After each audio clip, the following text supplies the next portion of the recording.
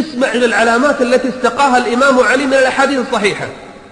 شوف كلام الإمام علي، وأرجوك رجاء قارن هذه العلامات بأيامنا وحدد كم وحدة طلعت وكم وحدة ما طلعت علشان تعد، وحتى تعرف احنا في أيام الدجال ولا مو في أيام الدجال. كلام الإمام علي لابد أنه أخذه من النبي، لابد له حكم المرفوع. قال الإمام علي: فاعقد بيدك واحفظ ما أقول لك. هذا كلام الإمام علي. إذا أمات الناس الصلوات، الصلاة ضيعوها، وأضاعوا الأمانات، من الأمين فيهم؟ وكان الحكم ضعفا، حكم ضعيف، والظلم فخرا، يفتخر الواحد بالظلم، وأمراؤهم فجرة، ووزراؤهم خونة، وأعوانهم ظلمة، وقراؤهم فسقة، وظهر الجور، الظلم صار في كل مكان، وفشى الزنا، وظهر الربا، وقطعت الأرحام،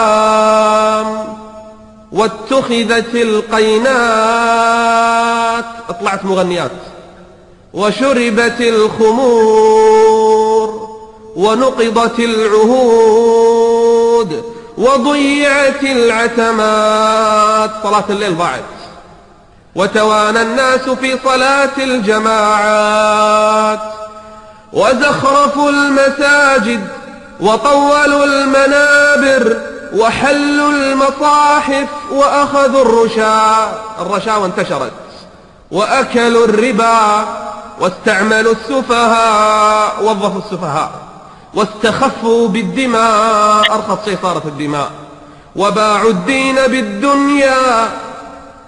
سبحان الله، كأن الإمام علي عايش بيننا.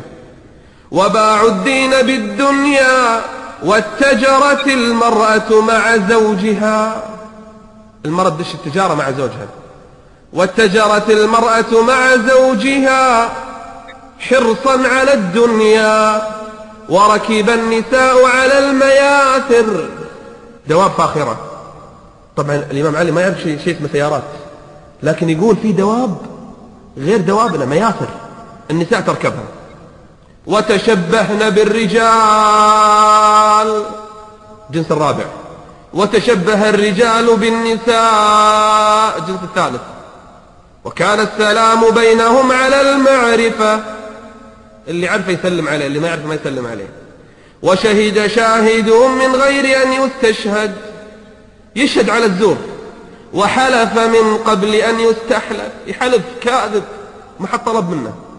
ولبسوا جلود الضأن على قلوب الذئاب، وكانت قلوبهم أمر من الصبر، يعني قلوبهم شوف النتن، وألسنتهم أحلى من العسل، تسمع كلامه تستانس لكن قلبه خبيث.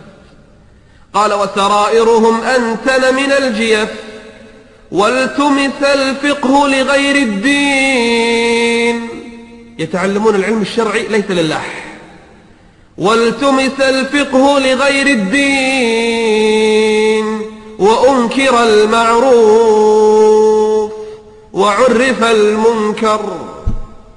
ثم قال: إذا حصل هذا فالنجاة النجاة، والوحى الوحى، والثبات الثبات.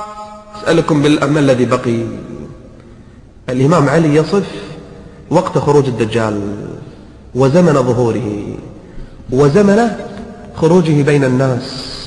علامات، إذا شفت واحدة خف، إذا شفت ثنتين يزدد الخوف. طيب إذا كانت أكثرها ظهرت، ماذا نقول وماذا نصنع؟